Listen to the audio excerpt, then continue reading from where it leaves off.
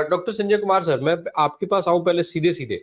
Sir, क्या कुछ तस्वीर बन रही है? क्या इलेक्शन समय से पहले एक तो राम मंदिर का जो माहौल बन रहा है वो किस तरीके से है, और दूसरा क्या समय से पहले भी चुनाव कराए जाने की संभावना दिख रही है? कुछ तस्वीर ऐसी बनती हुई दिख रही है आपको? राम प्रकाश जी, सबसे पहले तो आपका बहुत बहुत धन्यवाद। चुनाव तयशुदा समय से पहले होने की बात मुझे अब नहीं लग रहा है कि शायद ऐसा हो पाएगा, क्योंकि देखिए दिसंबर बीत गया है।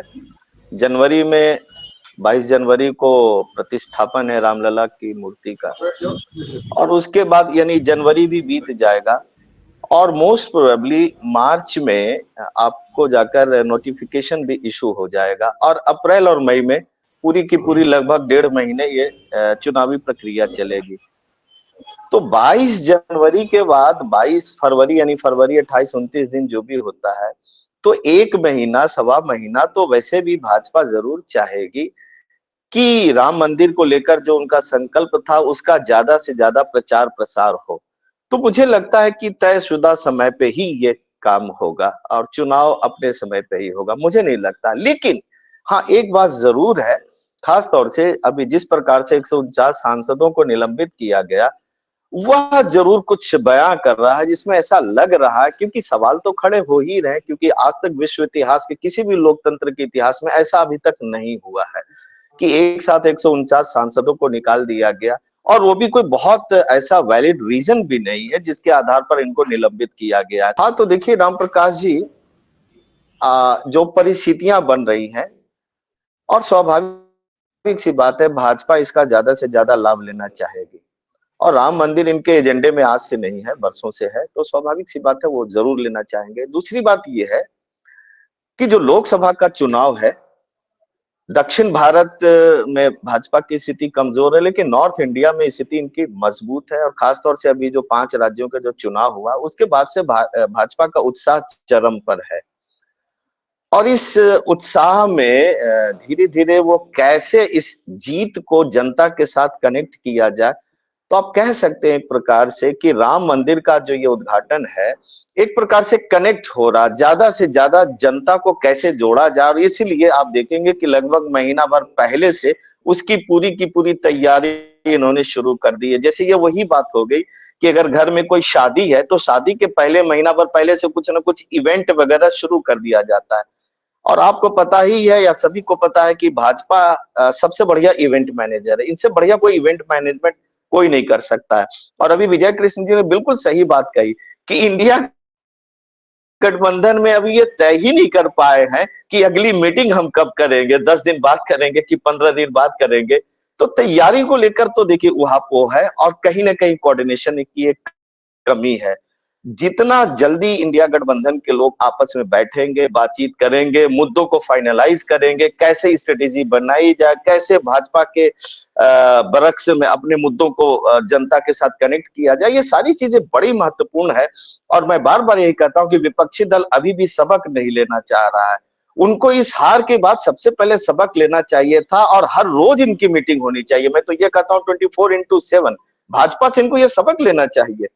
लेकिन ये काम करने में पता नहीं क्यों इसके पीछे अहम आड़े आ रहा है, पर्सनालिटी आड़े आ रहा है, कि मुद्दा आड़े आ रहा है, या कोई दबाव है, या फिर कौन सी बात है जिसके कारण ये सारी की सारी ऊहापोह अभी बनी है।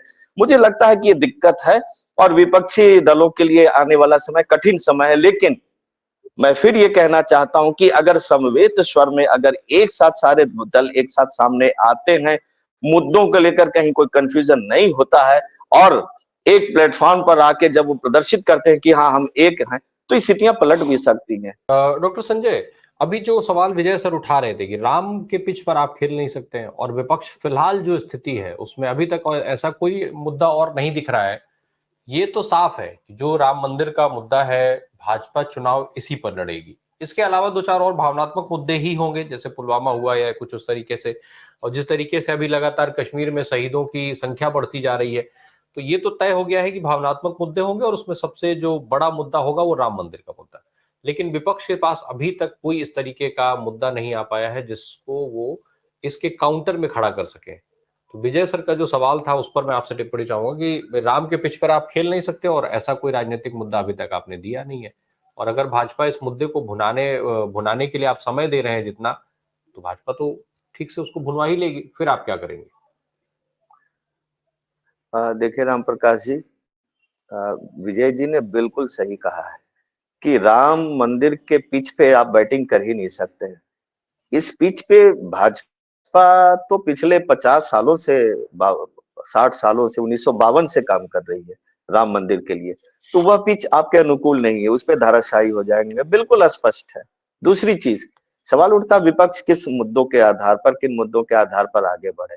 इनके पास भी मुद्दा है, लेकिन विपक्ष के साथ सबसे बड़ी समस्या ये है कि ये अपने मुद्दों पे स्टिक नहीं करते हैं। चुनाव के हार जीत के साथ अपने मुद्दों को बदलते रहते हैं। कभी कभी विपक्षी नेता यह साबित करने पे लग जाते हैं कि वो सबसे बड़े हिंदू हैं, वो सबसे बड़े धार्मिक व्यक्ति। अरे क्यों ऐसा साबित करना है? बिल्कुल नहीं साबित करने की जरूरत है। इस देश में आप हैं, इस देश की सनातनी पद्धति के साथ जुड़े हैं और इसके पूरे भाव के साथ जुड़े हैं, यही इतना ही पर्याप्त है। लेकिन भाजपा ने जो सबसे कह सकते नायाब काम ये किया है कि मतदाताओं के मन में यह बात गहरे बिठा दी है कि हिंदू धर्म की रक्षा जो केवल और केवल सिर्फ भाजपा कर सकती है। ये एक बात है।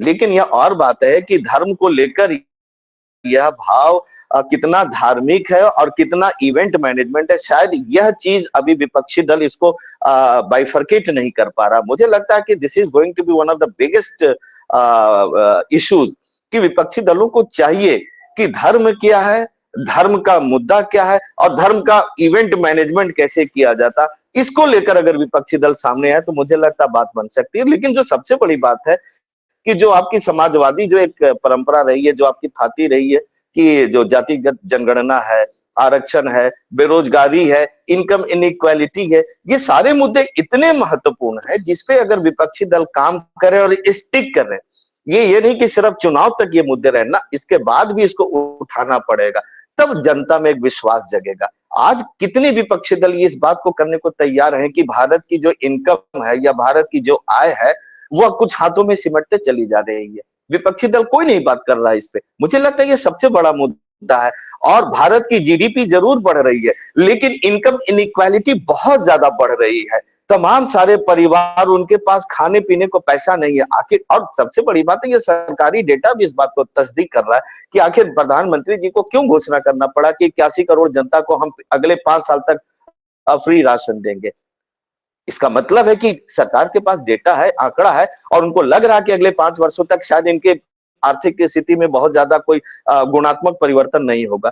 तो विपक्ष इसको मुद्दा बना सकता है, लेकिन नहीं, जो मुद्दा बनना चाहिए वो भाजपा के हक में जा रहा है कि आखिर जो सबका साथ सबका विकास और सभी को स्किल इंडिया डेवलपमेंट, ये सारे कार्यक्रम जो प्रधानमंत्री जी के, उन्हीं मुद्दों को आधार बनाकर ये विपक्ष आगे बढ़ सकता है। कि आपने तो कहा था कि हम इतने 2023 तक 2.5 करोड़ नौकरी दे देंगे, अब नौकरी देने के बजाय तो यहाँ तमाम सारी दिक्कतें हो रही हैं। तो आखिर किस प्रकार से विपक्ष को इन सब सारे मुद्दों के आधार पर आगे बढ़ना चाहिए? मुझे लगता है कि इस पे एक एका होनी चाहिए और इस पे विपक्ष को कहीं ना कहीं एक कोऑर्डिनेटेड एफर्ट के तौर पर आगे बढ़ना चाहिए और हमला बोलना चाहिए।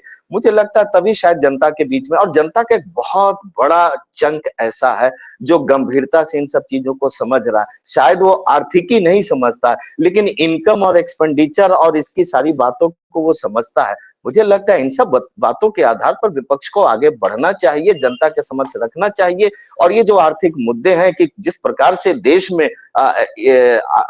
विषमता बढ़ी है, उसको रखने की जरूरत है। ये कुछ मुद्दे मुझे ऐसा लगता है कि जिसपे विपक्ष काम कर सकती है। जी राम प्रकाश जी, मैं इसी मुद्दे पे बात करना चाह रहा हूँ जो धर्म वाली जी, बात कही। जी, मुझे जी, लगा, ठीक है। देखिए राम हाँ, बोलिए, प्रकाश जी, बोलिए। ये धर्म एक नशा है, ये तो मार्क्स ने कही है बात और तमाम साम्यवादियों ने ये बात कही है। मैं थोड़ा इसको दूसरे तरीके से कहता हूं कि धर्म एक निजी, एक निहायत निजी एक इच्छा की चीज है कि किसी व्यक्ति को इच्छा है वो धर्म को माने, किसी की इच्छा नहीं वो धर्म को नहीं माने। इस पे कोई सवाल खड़े करना शायद उतना उचित नहीं है। लेकिन समस्या तब शुरू होती है जब ये निहायत निजी इच्छा की चीज जब सार्वजनिक प्रदर्शन में बदलने लगती है, तब धर्म के और धर्म के नाम पर खेला शुरू हो जाता। मुझे लगता है कि भारत में इसमें कुछ कुछ ऐसा ही हो रहा है। धर्म को एक निजी इच्छा के तौर पर रहने दिया जाए, और हम सभी लोग हिंदू हैं, सभी हिंदुओं के घर में एक जरूर पूजा घर होता है, पाठ का घर होता है, जहां पे लोग बैठते हैं, उठते हैं, ईश्वर को ध्यान रखते हैं, चिंतन मनन करते हैं, अध्यात्म जैसी क्रिया में भी संलग्न होते हैं। लेकिन यह प्रदर्शित करना कि हम सबसे बड़े हिंदू हैं, या हम सबसे बड़े मुस्लिम हैं, या हम सबसे बड़े सिख हैं, ईसाई हैं, वहीं पे तमाम सारी समस्याएं शुरू हो जाती है। मुझे लगता है इस चीज को समझने की आवश्यकता है, और इस चीज को लोगों को जागरूक करने की भी आवश्यकता है। जो दूसरी चीज जो मुझे लगती है कि धर्म का जब इवेंट मैनेजमेंट होने लगता है, तो वह राजनीति से जुड़ने लगता है। और जैसे गांधी ने जो धर्म की बात कही थी, क्योंकि वह धर्म की जो पूरी की पूरी एक जो बड़ी व्याख्या रही है कि बिना धर्म के राजनीति नहीं हो सकती है, अगर उस सेंस में देखें तो ये तो सबसे अच्छी बात है। लेकिन उस सेंस में भाजपा करती हुई दिखाई नहीं दे रही है। धर्म की जो एक पूरी की पूरी व्यापक अवधारणा है, उसके इतर जाकर वह काम कर रही है। जो नैतिकता के साथ जो हमारा धर्म जुड़ता है, वह नैतिकता कहीं ना कहीं लोप होते चली जा रही है। तो मुझे लगता है कि धर्म की इस पूरी व्यापक अवधारणा में अगर राजनीति को प्रतिष्ठापित करना है, तब तो भारत की राजनीति बहुत अच्छी हो जाएगी। लेकिन जिस प्रकार से, चाहे अडानी का मामला, और इवन अभी कल जो अभी मुद्दा आया कि जिस प्रकार से पहलवान रेसलिंग फेडरेशन ऑफ इंडिया का चुनाव हुआ, साक्षी मलिक ने घोषणा कर दी और बजरंग पुनिया ने अपना मेडल रख दिया। क्या लगता है ये देश की सेवा करने वाले ऐसे लोगों के साथ किस प्रकार का अन्याय हो रहा है? क्या यह लोगों को समझ में नहीं आ रहा है?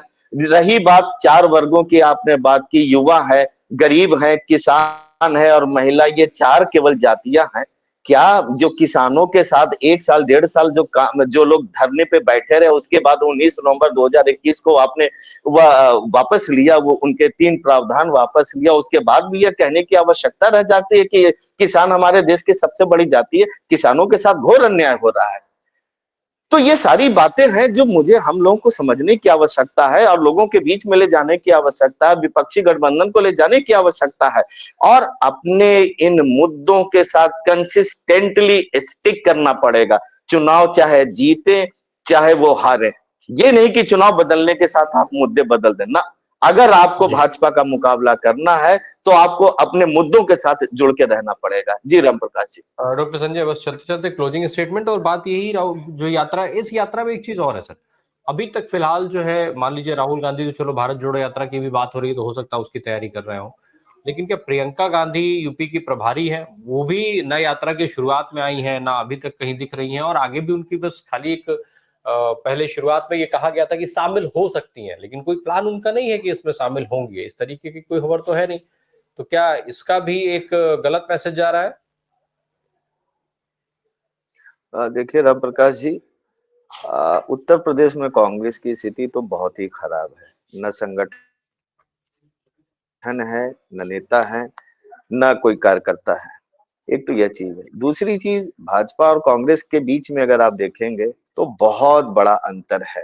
All India, pan India level पे आप देखेंगे तो पहले और दूसरे के बीच में, फर्स्ट और सेकंड के बीच में कितना बड़ा, there is an yawning gap between the first and the second one. Congress एक डिस्टेंट 56 पे खड़ी है, और भाजपा 303 पे खड़ी है। मैंने इतना 250 का ये जो डिफरेंस है, कोई आसान काम नहीं है।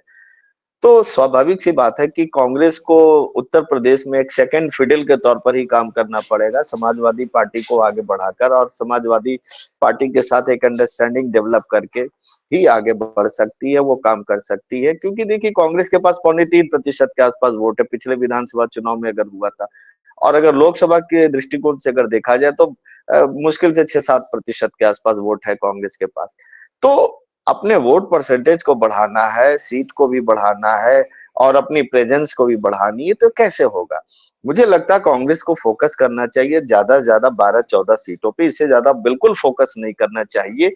और कोशिश ये करे कि अपने जितने भी मतदाता हैं, उनके जितने भी कार्यकर्ता हैं, उन सबको एक जगह इकट्ठा करें, 15 जगह पर फोकस करें।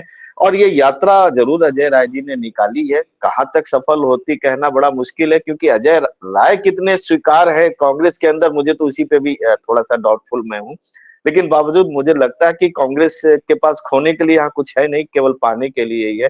समाजवादी पार्टी के साथ एक अंडरस्टैंडिंग के साथ बहुत कुछ किया जा सकता है। जी।